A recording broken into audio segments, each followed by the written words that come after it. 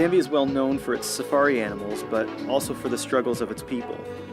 And Justin and I are eager to get out and see the country in a way that reveals both to us. It's been a lifelong goal of mine to go on safari, and these are the biggest animals in the world. Zambia could be the death of me.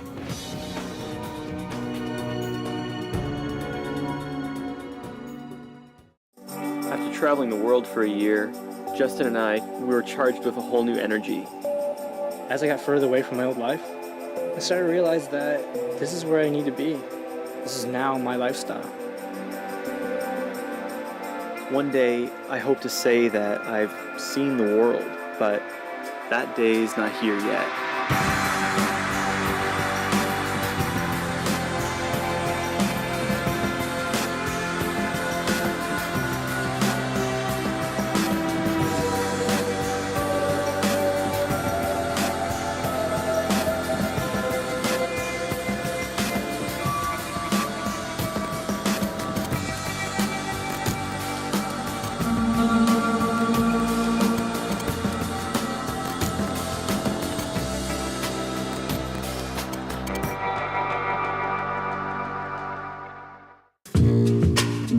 We've decided to begin this trip by visiting one of Zambia's most famous landmarks.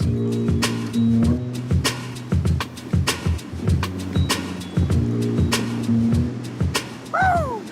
This is death right here. Right here is death. We're on the very lip of Victoria Falls, the widest falls in all of Africa. And let me tell you, it's one of the deeper ones too. It's more than 100 meters down to the gorge below.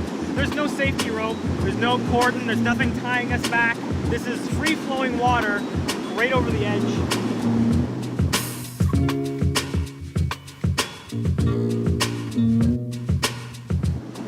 Iceland seems like a distant memory right now. And while I love the place, I got to admit the African sun is really welcomed at this point. The big thing for me is going to be to get out and do some real safari. Get up close, personal. I love the animals and I hope that they love me here. But we're here for a lot of things, and most of them are for thrills. And this is a huge thrill. I don't know how we're going to top this, and we just got here.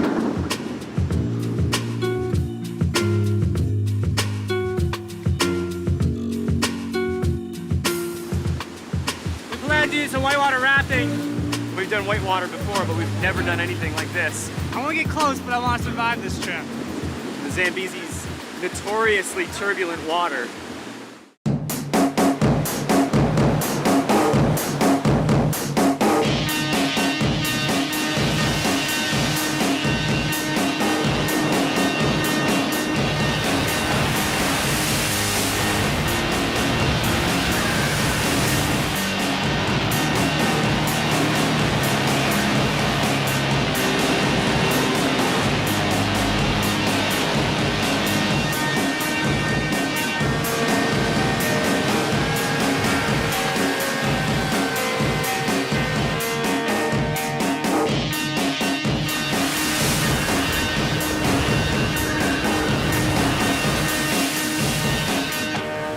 Water that's there takes the weight of 6 people and just goes like this, and in an instant we went from this to this to this. But it happened so fast, it happened so quick that I don't even remember it. Like, it was that quick.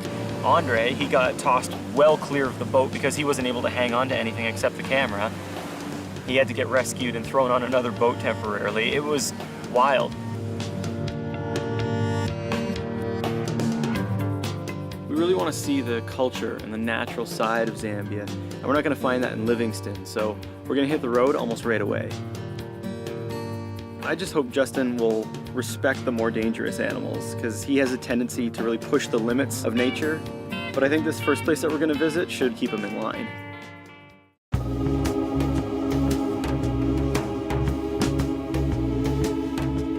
It was recommended that we check this place out, which is kind of a crocodile farm that cares for crocodiles that have been a pest in certain parts of Zambia, ones that have been injured. Let's see how close we can get to them. And this is by far a lot closer than we're ever going to get safely in nature to them.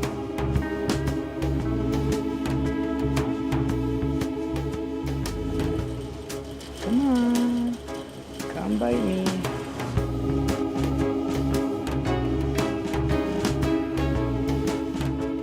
Can you rub his belly? But then? Can you rub his belly? Yeah. No, I'm joking. You know the advantage here? I'm watching the legs to see how they are. He needs to stand up with the back legs. That's when it can hit you with the tail. Can I go in here?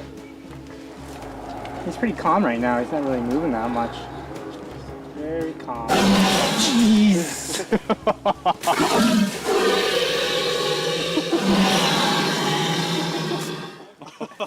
Wow.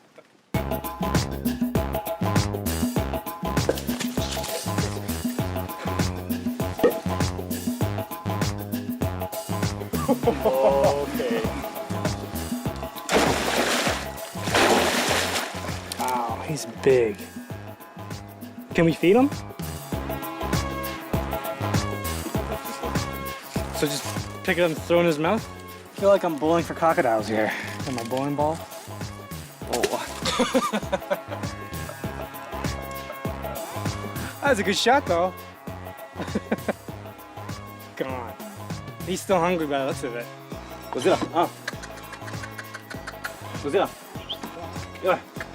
All right, so if I just plant it, try to plant it right in front of him, eh?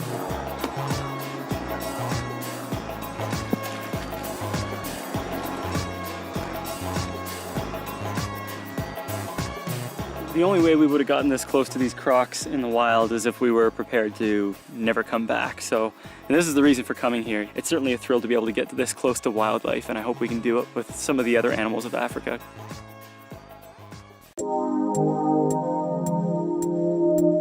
We're on our way to Lusaka, where we're going to catch a plane to a safari camp. We've been offered a ride there from Hilka, who's eager to show us the people of his country as we drive. Just stopped at the side of the road, pulled off the main highway, and this here is a bit more of a traditional style Zambian house. Grass roof, the mud walls, and we've just sort of been asked to come inside and have a look at it. It's pretty solid. It's almost like concrete.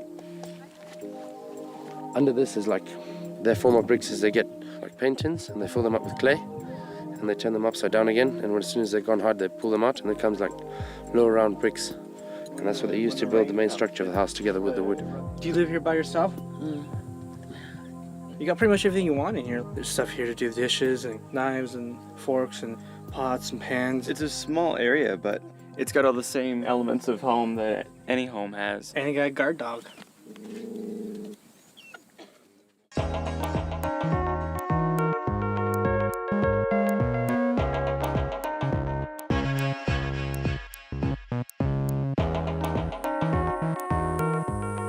Just kind of making our way around this small little village here and just seeing what everyday life is like. The ashes here, what do you use the ashes for? And just washing all the pots and pans, it also kills bacteria and stuff, and ash doesn't stain either. If you wash your clothes with that, it'll take out stains actually. It's like a sort of bleach. They've all got the local fires which they burn, so the ash is like always plentiful. The nice thing about this river, it flows, so like all the leftovers of the food and everything just flows down the river. So they'll always have a water source. These guys are actually lucky. I mean, the river source is good. Some villages you'll find they don't get that, and that's when they struggle a bit.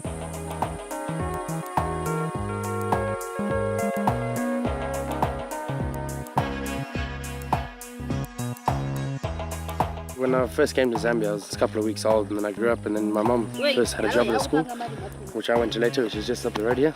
10 years ago, it wasn't even as developed as this. There wasn't even a road here. It was just a simple path. These people here are pretty lucky because they got the sugarcane behind us, and they got their own water source. These are a pretty lucky group of people compared to a lot of other parts of Zambia then. And those are really the people that need help in Zambia. I mean, like, they're also just people just like us, exactly the same as us. Just less fortunate. People actually pass away from just a common cold. You don't see many old people here, do you? The average life expectancy here is around between 29 and 36 years old. And yeah, it's a difficult topic everywhere in the world, but I mean, it's just in Zambia, you really get affected here.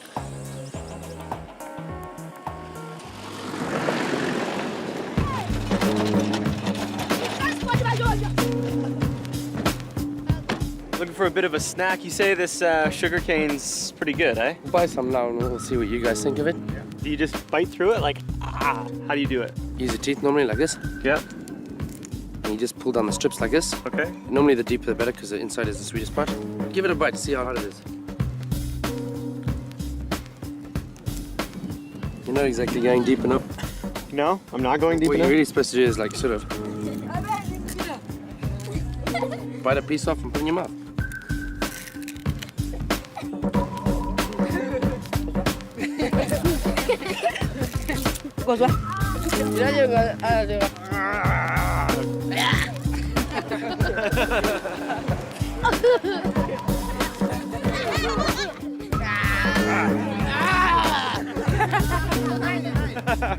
It's good. It's my favorite plant now.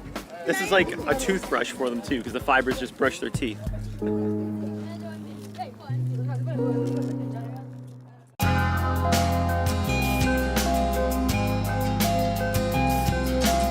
roads in the section near Livingston are in really bad condition. They're supposed to get better as we get closer to Lusaka. It's actually better to stay off onto the dirt shoulders than it is to try to drive on what's left of the pavement.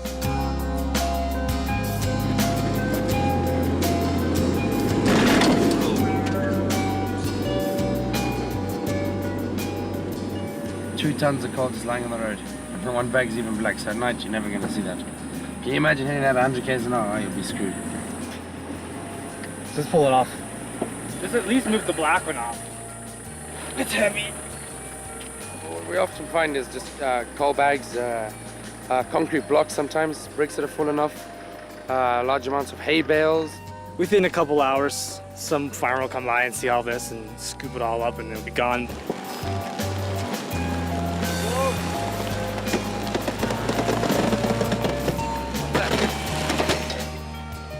That'll be about the best we can do, huh? Yeah, at least it's off the road.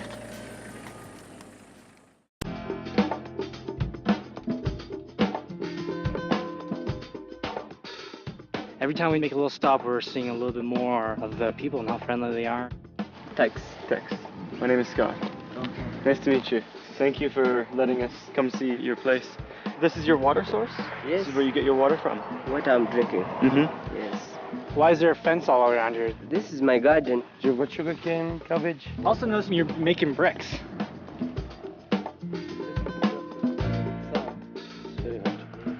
Basically what happens is he digs a certain amount of sand out of that anthill. The termites collect clay to make their nest. He uses what the termites left over to mix together with water to make these bricks. Puts them in a mold and then takes them out of the mold and he builds a small fireplace.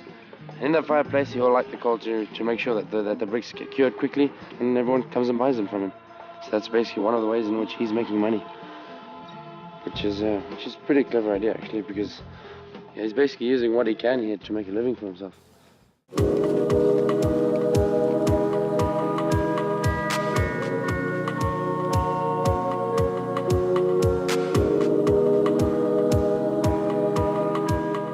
It's kind of funny, but everywhere we walk, all the birds are following us.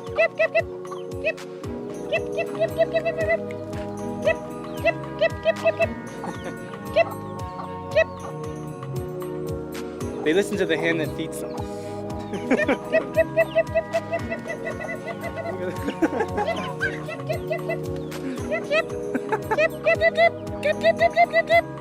That doesn't work for me. Okay, I'm gonna stand over here and I'll see if I can get all the birds.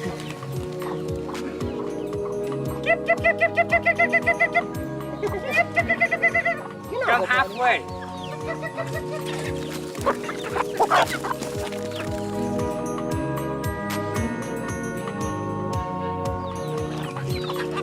You have a very beautiful place here. Very beautiful. A lot of hard work. A lot of very hard work. Chip, chip, chip, chip, chip, chip, chip, chip, chip, chip, chip, chip, chip, chip.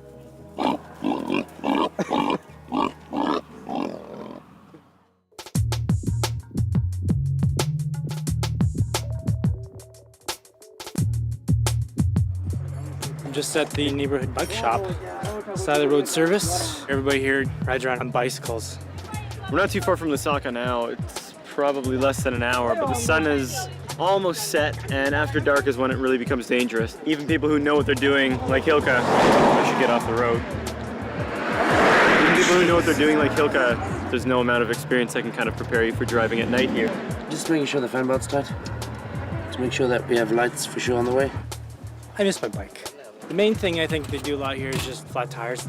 They got bike pumps and they got lots of parts. You can get your rims hanging from the branches. It's different. It's efficient because if you're on your way to work and you break down right here, hey, Might have to push it. Can you help push? Heart fountain. Whew, what a shape.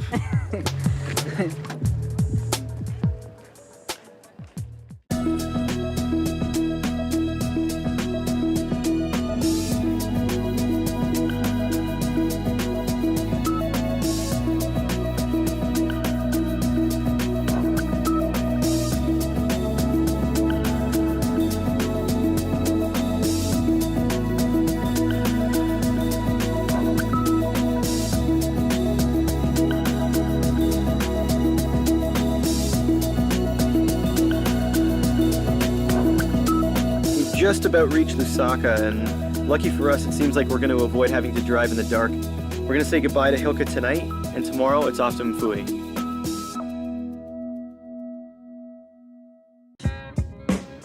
We just arrived in Mfui. This is the gateway to South Luangwi Park, which is probably one of the most underrated game parks in all of Africa. Contain yourself this time around, okay? I want to see some big animals. And you can't just be like, hey, baby lion. No, what you need is one of those little kid tethers you have on me. Like a leash. A little leash on me. Yeah. Something. A lion! Go Like, run away. monkeys! Yeah, that's pretty much what I need Yeah. to keep alive on this trip. Well, think about that.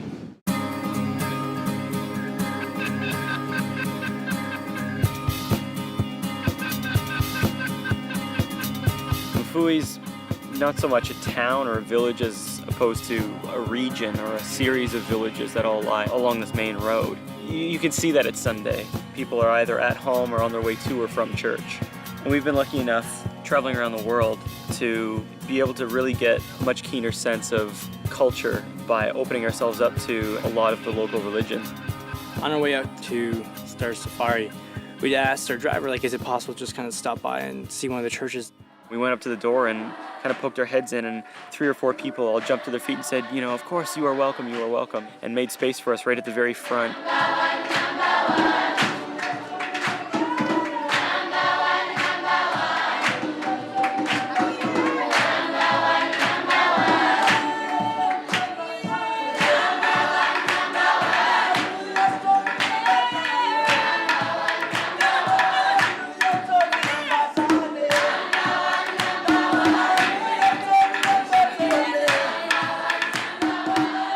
It was a wonderful experience. If church was like that for me, I'd definitely go, because usually whenever I've gone to church, there's always fire and brimstone. It's not really that appealing. It's such a different type of church to go to. There's so much rhythm and there's so much happiness. It's exciting and it's fun. Hallelujah! Tell your neighbor, let's get mad in Jesus' name. Oh yes!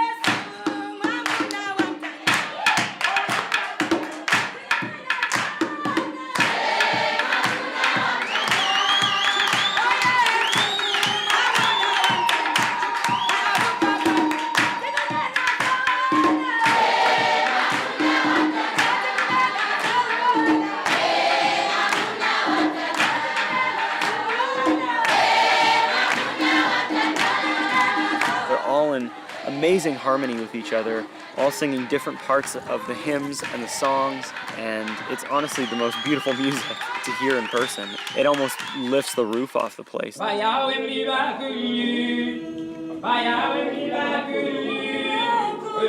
was weird though. It went from this really positive tone, it just flipped instantly.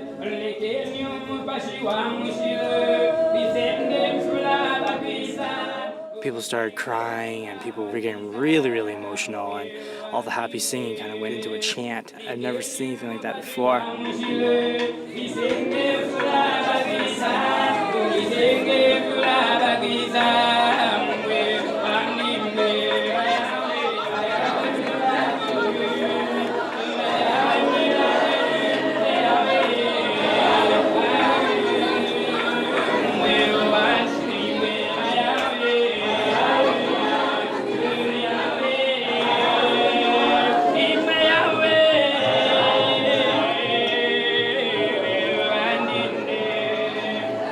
Pretty intense. Singing has stopped and people are repenting their sins, and it's getting really intense. You are interceding upon our lives, each and every day. presence of God is in this place. So, whenever you are, just forget yourself, forget your neighbor, and focus upon Jesus.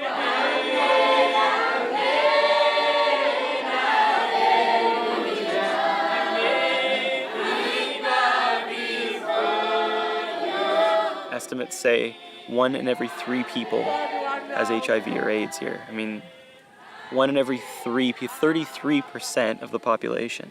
It's a hell of a situation for these people to be in, and to go there and see the joy that they have. The church must just be such an incredibly powerful part of their life.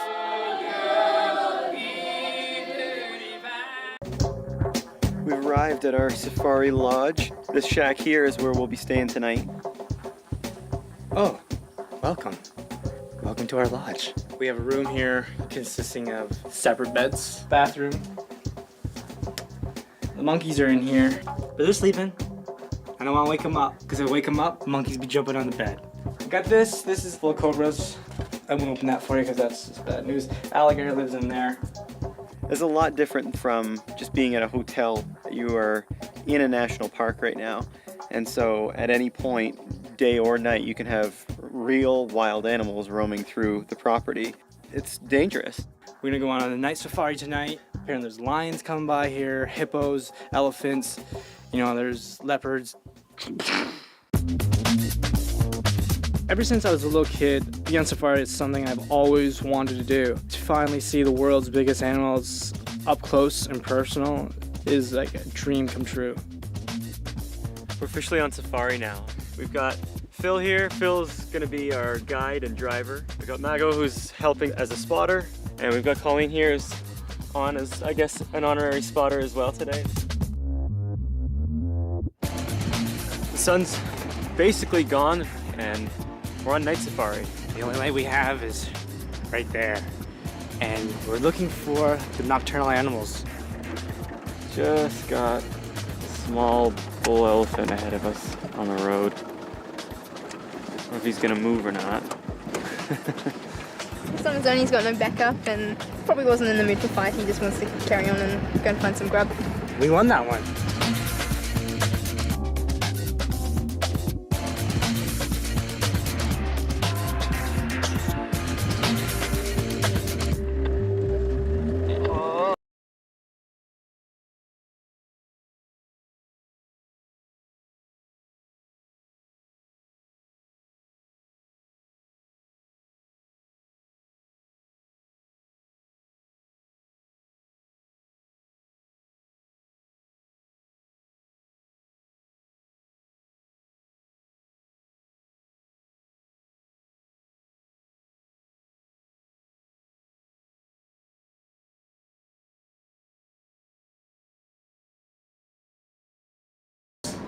Why don't they attack us? At the moment, they're seeing us as a vehicle, as one whole thing, and we're a lot bigger than they are, so they're going to leave us alone.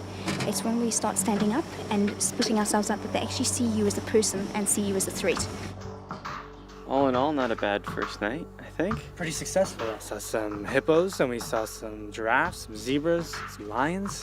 No leopards, but the hunt will go on. It's just that some people get disappointed when they really focus, like they want to see leopard, they just want to see lion, but there's everything as a package that make up the environment. Hey, I'm a happy camper. I'm very happy. I'm not complaining. Well, we've got 2 more nights here, so still plenty of time to see leopards.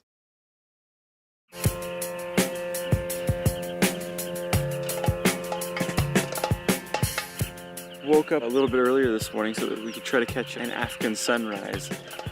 We're hearing the trumpeting of the elephants over here. We're hearing hippos over here, and then all these birds calling. Everybody's waking up, stretching and singing their song.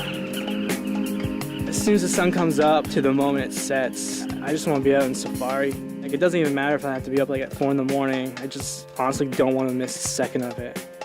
There's no fences to keep these animals in. We've been getting closer and closer, getting more and more comfortable, almost too comfortable.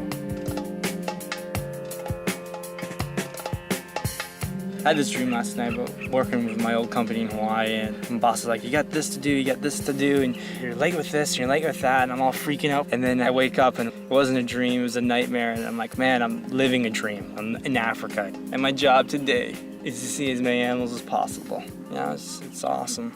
So lucky.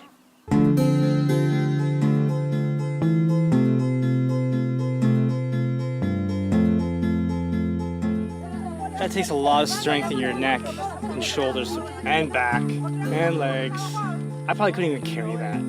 Phil, is this something that happens every day? This is the preparation. They have to gather the wood now. Then when the rain season comes, the wood will be already at the house. They'll have to go early in the morning, knowing animal behavior, especially the movement of elephants, and then come back when it's still safe, because they risk their life every day. So there's that kind of timing. Do you think it's possible we could help them out? You mean this group here, helping the ladies? It's possible to do. They will readily accept that.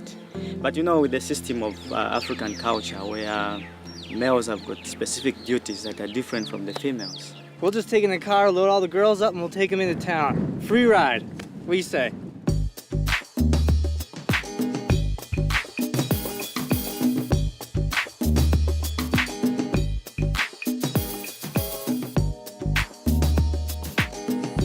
We don't have enough room to help them all out, but at least we can help a few of them. It's a pretty heavy load and a long walk back to the village, so we figure why not? This is heavy. This is heavy, yeah. You want to put it on your head? Yeah, I want to put it up there. It's very heavy. Okay, let go, let go, let go. Sure, are you going to manage? Oh man, I can see why they put padding there. That's heavy. That's crazy heavy. And we lifted it from there to here. Not like how many kilometers down the road. I'd say they take like, say, up to 8 kilometers where they collect the firewood. 8 kilometers. Maybe 3-4 times a week, depends on the demand.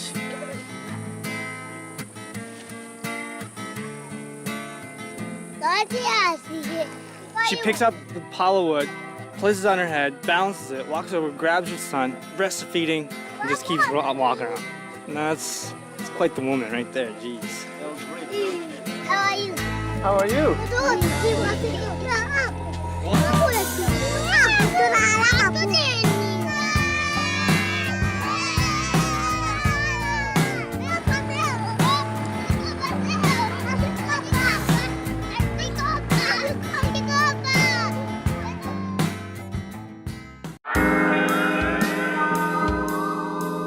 Yeah, we've actually got a new crew. Our guide and driver up here is Derek, and he's going to show us everything there is to know about this area. And our scout is William, who's a good shot, right? Yeah. Okay. He's still alive to tell the tale, so he must be a good shot.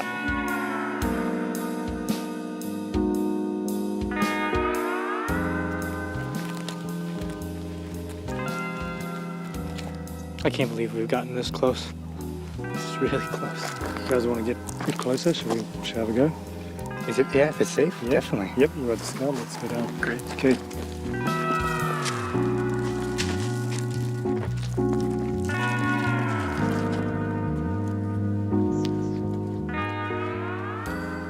Cute little babies they too. How old would those babies be? 3 months. So they must grow fast. Yeah.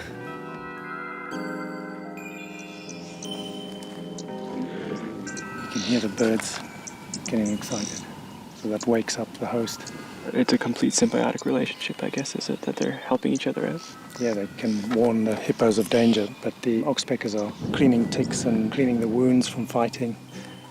I've heard a lot of rumors that in Africa, the hippo can actually be one of the most notoriously dangerous animals to humans because they're so territorial. Is there any truth to that? Yeah, they are. Particularly on land, if you get in between them and the water, they'll go for you. I mean, a river like this, you wouldn't have a chance. There's just too many hippos, not enough space.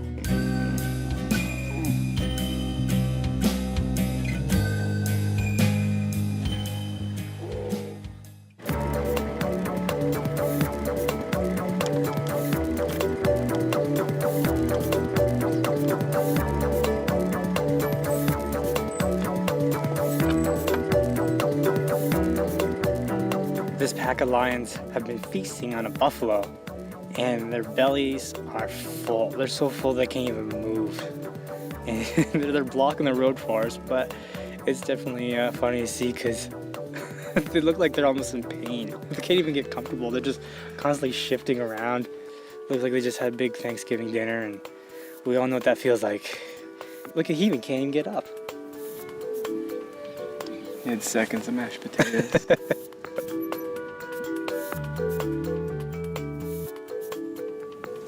Wild animals. And yet, right now, they look like they're domesticated house cats. Just a bunch of lazy lions.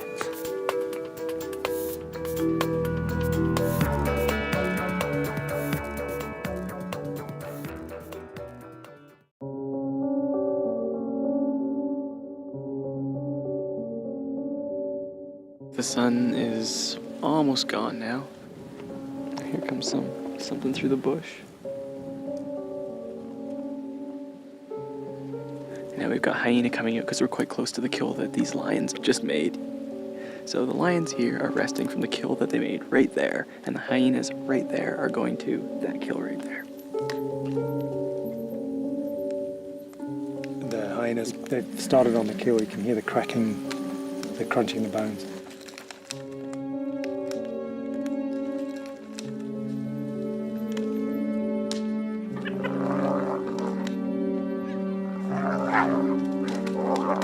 They play a really important role just breaking down the kills. Do you think the lions will make a bit of a stand? They're big competitors. They don't like each other.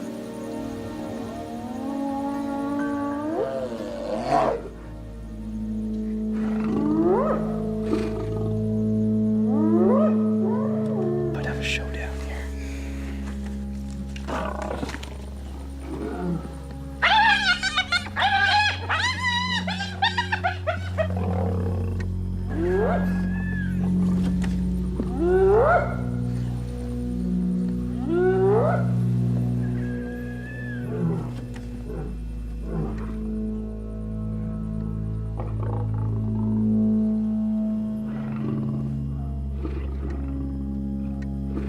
These lions aren't like the other lazy lions.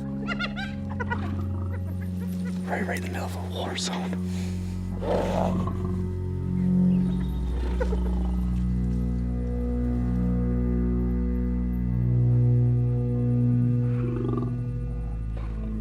We'll come back here tomorrow and we'll see very little of this kill, which was a living buffalo 24 hours ago.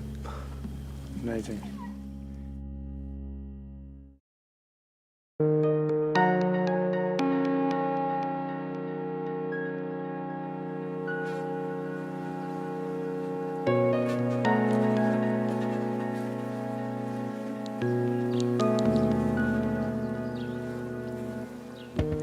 Last night, this is where the action was.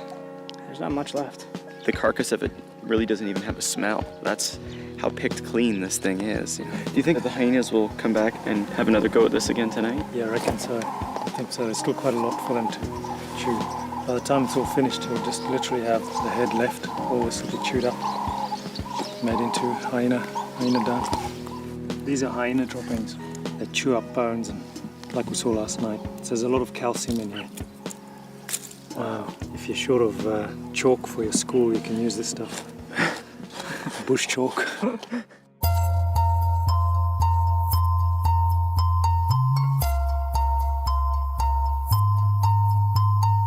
It makes a huge difference to just get out of that vehicle.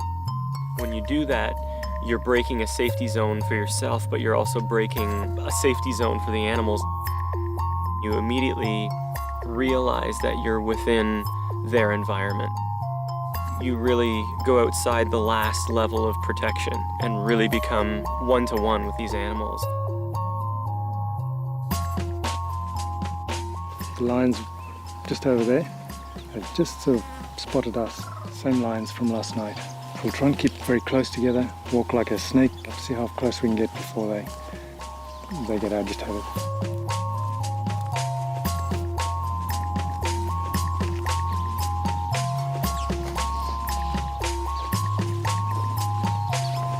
See how she's locked onto us and she's crouching a bit. We're a threat. Okay. guys, this time we're gonna crouch a bit. Go the same speed, a little bit slow.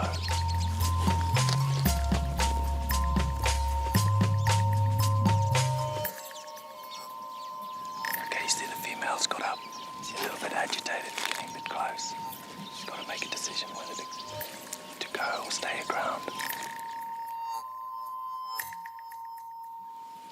We're gonna try to move up about another maybe 5 meters. We want to get closer. Now we're inside that safety zone for them.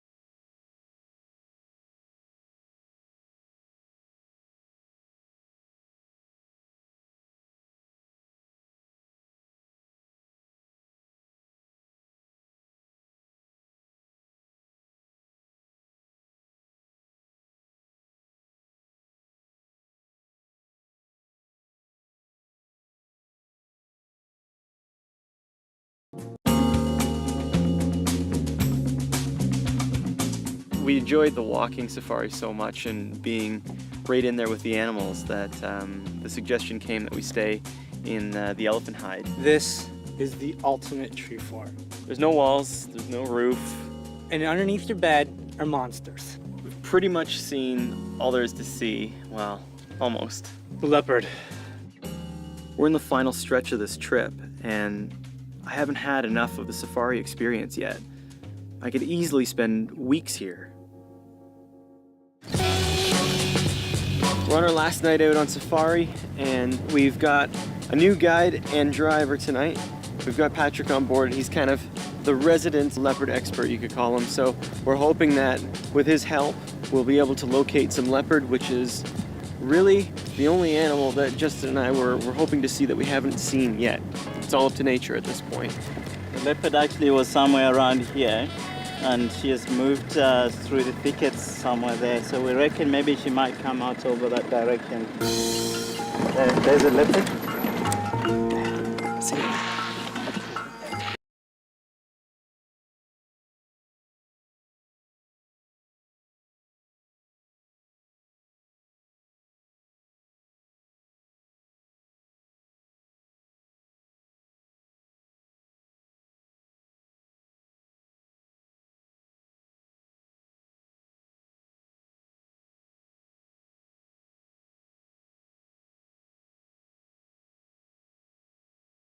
See 2 leopards? Yeah, that's not bad at all. Them being such an elusive animal, and to sort of track them, an animal that tracks other animals, and we were kind of slowly doing the same thing to it, and then to have this big success right at the 0 hour feels really great. Thanks so much. No problem. Thanks a lot. Well, this is where we're gonna be spending the night tonight. Good thing leopards can't climb trees. Or get through mesh. Bam. The mesh is almost imperishable. That mesh is what? Almost imperishable. I'm making up words. That's the kind of mesh they use on the spaceships when they're entering the Earth's atmosphere. That's right. That's how strong it is. Home sweet home. Here's our kitchen. Andre's work area here, his office. This is a big giant chunk of ivory. The elephant died of natural causes, and this is up here is just the kind of a thing that comes along with this place. Let's see if our neighbors are out tonight. Any leopards? No leopards.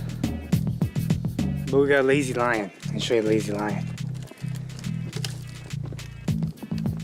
Oh, he's awake. It was a very early morning and I'm very tired. So with all this fresh air breezing through here, I'm looking forward to a good night's rest. I'm gonna put this tooth under my pillow and see what the tooth fairy's gonna bring me. Ow. Hopefully the tooth fairy brings me something special. It's not a tooth, it's a tusk. Well, you think the tusk fairy's gonna come? Yeah. What do you think the tusk fairy's gonna bring me? You're gonna get arrested for illegal poaching. I'll wake up in handcuffs. Wouldn't be the first time.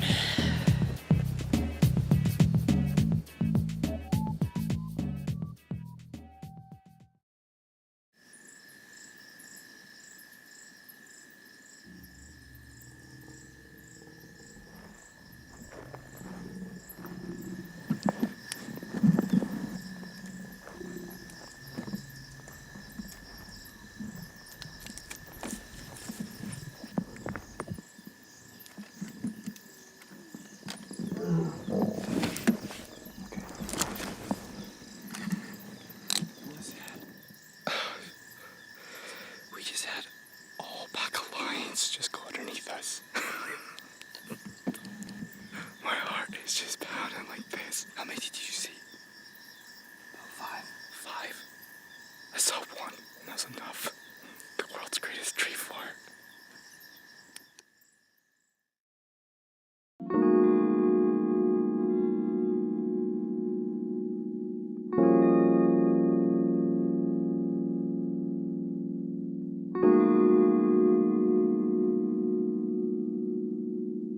All I could think about when I opened my eyes this morning was how lucky we were to have seen so much of Zambia in such a short time. It's been incredible. Waking up this morning in the tree fort was a perfect way to finish a trip, especially since last night was the first time traveling I actually feared for my life.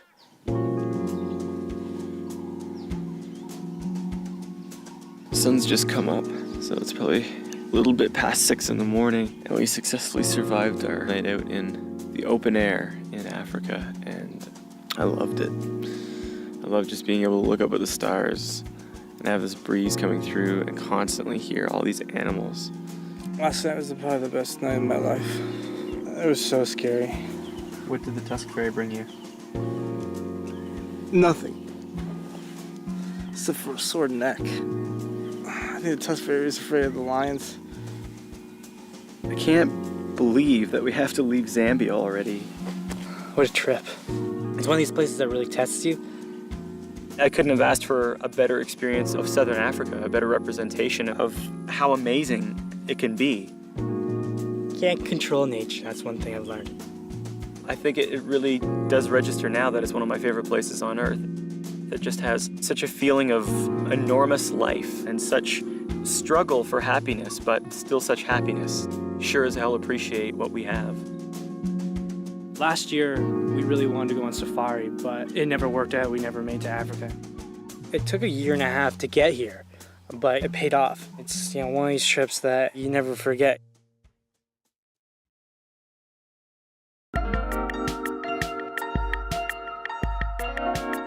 Now we're about to get on a plane again.